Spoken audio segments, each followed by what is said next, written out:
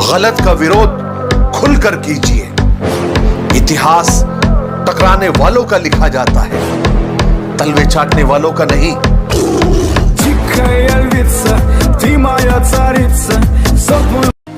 हजारों चेहरों में एक तुम ही दिल को अच्छे लगे थे, वरना न चाहत की कमी थी न चाहने वालों की।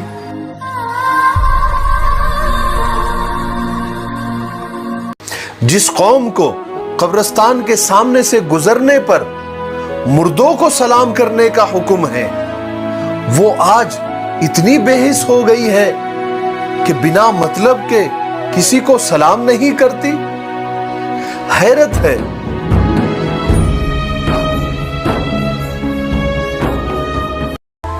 तुम जो आंखों से करते हो उसे क्या नाम दे हम? हमारे शहर में तो उसे जादू कहते हैं।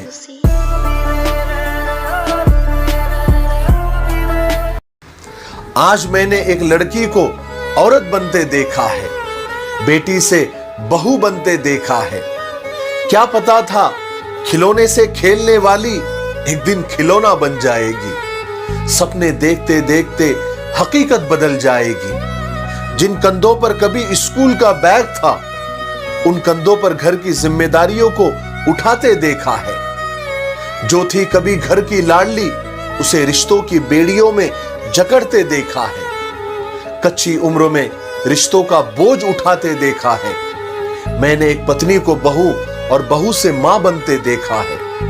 कभी मां बाप, कभी पति, कभी बच्चों के लिए उसे अपनी जिंदगी लुटाते हुए देखा है। आज मैंने एक लड़की को औरत बनते देखा है।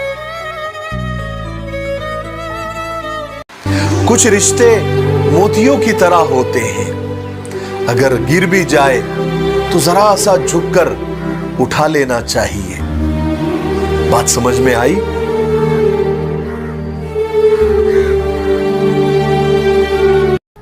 वो भाई ही होता है, सबके कपड़े खुद चॉइस करके दे, लेकिन खुद के कपड़े बहन की चॉइस से ले।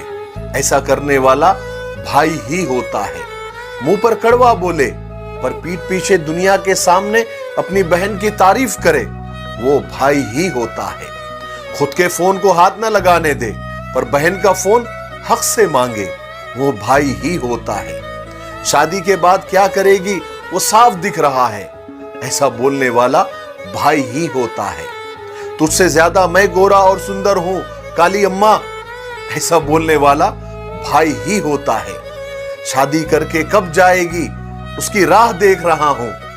तेरी शादी में मैं जरा सा भी रोने वाला नहीं हूं, मगर बहन की शादी में चुपचाप एक कोने में जाकर फूट फूट कर रोने वाला भाई ही होता है। सारे भाइयों को dead smile, what a confidence, lost everything but still believes can stitch life again. This is big example for all. What do you think? जो लाखों में एक होते हैं ना, वो मैं खुद हूं। सोचने का तरीका बदलो।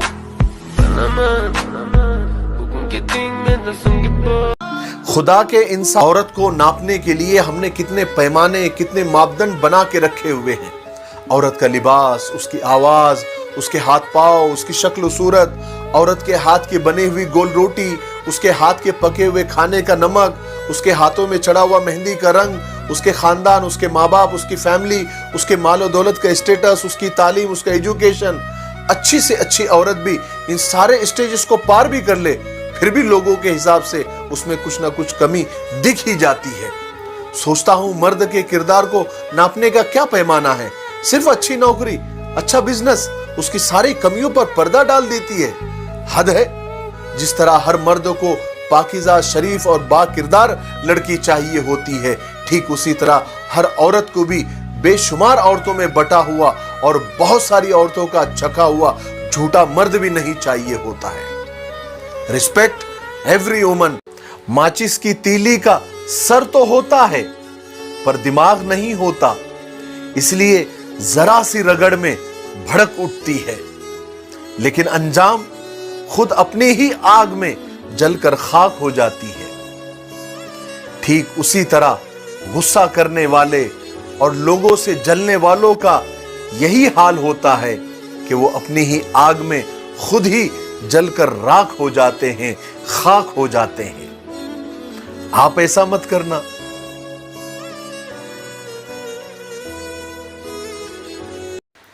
मोहब्बत और पसंद ये दो अलग जज्बे हैं। जिनको फूल पसंद है वो उसे तोड़कर अपने पास रख लेते हैं, और जिन्हें फूलों से मोहब्बत है वो उनको पालते पोसते हैं, उनकी नशो नुमा करते हैं, उनको पानी डालते हैं, उनका ख्याल रखते हैं। अब आप सोचिए, आप किसी की पसंद है या किसी की मोहब्बत?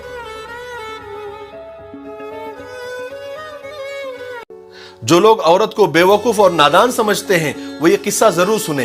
एक प्यासा कुएं के पास गया, वहां एक औरत पानी भर रही थी। इसने पानी मांगा, औरत ने पानी पिलाया। पानी पीने के बाद उस आदमी ने उस औरत से कहा कि मुझे औरतों की चालाकियों के बारे में बताइए। तो उस औरत ने फौरन चिल्लाना शुरू किया, बचाओ बचाओ। इसकी आवाज सुनकर गांव वाले कुएं की तरफ आने लगे। ये आदमी डर गया, कहा कि तुम ऐसा क्यों कर रही हो? उस औरत ने कहा ताकि लोग आए और तुमको खूब मारे, यहां तक कि मार ही डाले। वो आदमी डर गया, कहा कि मुझे माफ कर दो, मैं तुमको भली और अच्छी औरत समझता हूँ। ये सुनना था कि औरत ने बकेट का पानी अपने बदन पर डाल दिया, पूरी भीग गई। गांव वाले आए, पूछा क्या हुआ? तो उस औरत ने कहा कि मैं कुएं में गिर गई थी, इस भले आदमी ने मुझे बचाया। गांव वालों ने उसको कंधे पर उठा लिया, उसको खुश कर दिया, इनाम दिया। उस औरत ने उस मुसाफिर से, उस प्यासे से कहा कि औरत को अगर तकलीफ देंगे तो वो तुम्हारे सुख और चैन भी छीन लेंगी, और अगर तुम उसको खुश रखेंगे वो तुम्हें मौत के मुंह से भी निकाल लेंगी। बहुत सारे लोग बात समझ गए। निकाह करके साथ ले जाने वाला थोड़ा काला पीला सही, लेकिन छोड़ जाने वाले खूबसूरत महबूब से लाख गुना बेहतर होता है ना?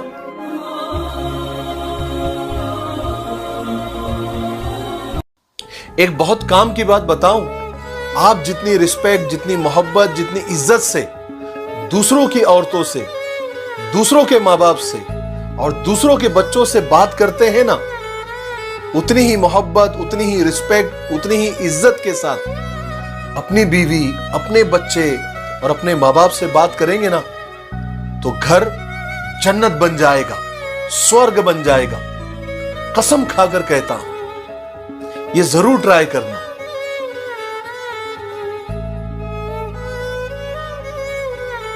लॉकडाउन एक ऐसा हादसा है कि आने वाली नस्लें भी याद रखेंगी। इस लॉकडाउन में बहुत सारे खरे खोटे सिक्कों में फर्क समझ में आ गया। कौन पराया, कौन अपना, किसके याराने में सच्चाई, सब सामने आ गई। इस लॉकडाउन में मंदिर, मस्जिद, गुरुद्वारे, चर्च सब बंद। पार्लियामेंट, अदालत, स्कूल, कॉलेज, ट्रेन, जहाज सब बंद। कारखाने, फैक्ट्रियां, कंपनियां सब बंद। अगर कुछ बंद नहीं हुआ तो हमारे घर की औरतों की खिदमत और उनकी सेवा बंद नहीं हुई।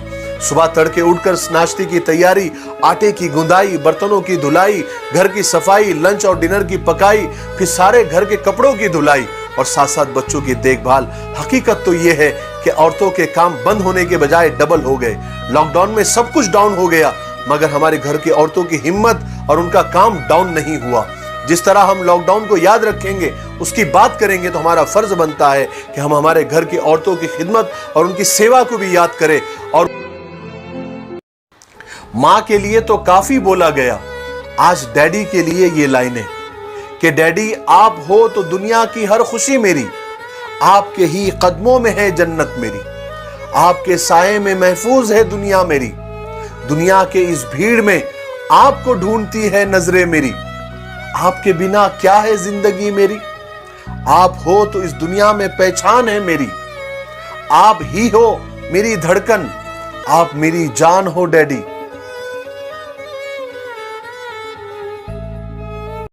पैर की मोच और छोटी सोच हमें कभी आगे बढ़ने नहीं देती। टूटी कलम और दूसरों से जलन हमें कभी अपना भाग्य बदलने नहीं देती। काम का आलस, पैसों का लालच हमें कभी महान बनने नहीं देता। अपना धर्म ऊंचा और दूसरों का ओछा ये सोच कभी इंसान बनने नहीं देती। बात समझ में आई?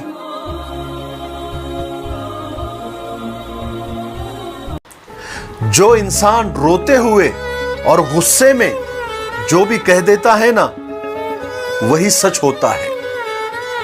क्योंकि रोना और गुस्सा इंसान को सच बोलने पर मजबूर कर देता है। बात समझ में आई?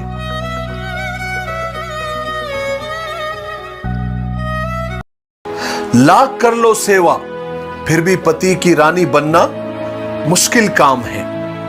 लेकिन लाख कर लो गलतियां, अपने बाप की राजकुमारी बनी रहती है बेटियां, है ना?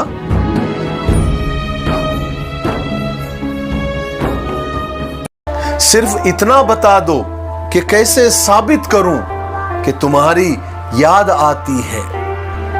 शायरी तुम समझते नहीं और अदाए हमें आती नहीं।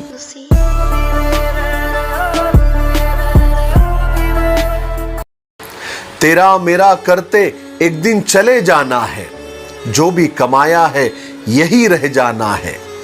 कर ले कुछ अच्छे कर्म, साथ तेरे यही जाना है। रोने से तो आंसू भी पराये हो जाते हैं, लेकिन मुस्कुराने से पराये भी अपने हो जाते हैं। मुझे वो रिश्ते पसंद हैं जिनमें मैं नहीं हम हो। इंसानियत दिल में होती है, हैसियत में नहीं। ऊपर वाला कर्म देखता है, वसीयत नहीं।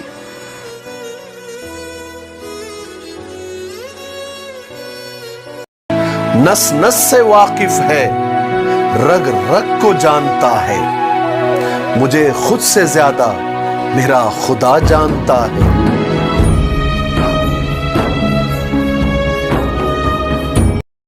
हंसी एक बात याद रखो कि ईमानदार और शरीफ वो नहीं जिसकी महफिले पाक है। ईमानदार और शरीफ तो वो है जिसकी तन्हाई पाक है।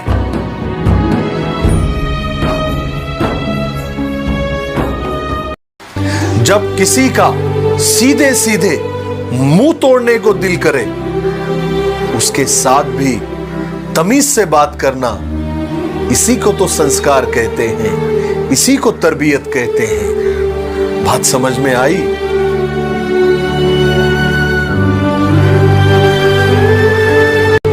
अपनी ख्वाहिशों को बेलगाम मत छोड़ो। अगर ये बागी हो गई और बेकाबू हो गई तो फिर हलाल हराम, जायज नाजायज नहीं देखती। बात समझ में आई?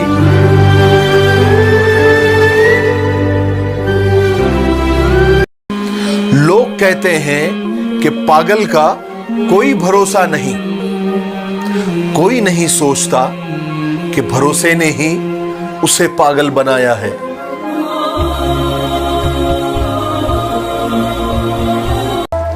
जनाब हजरते दिल भी अजीब उल्लू के पट्टे हैं। जहां देखा कोई हंसी, मचल गए।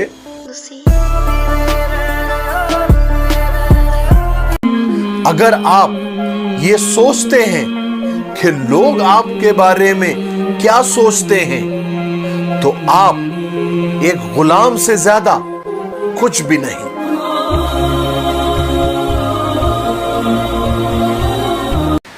हमारे समाज में बदलाव क्यों नहीं आता?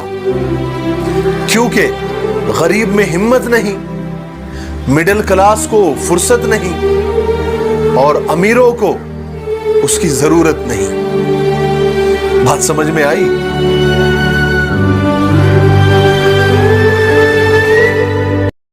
तुमसे मुलाकात हो या ना हो, कोई गम नहीं। तुम बस सामने से गुजर जाना, ये भी किसी मुलाकात से कम नहीं।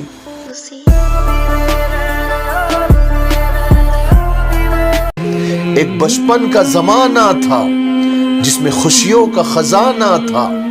चाहत चांद को पाने की थी, पर दिल तितली का दीवाना था।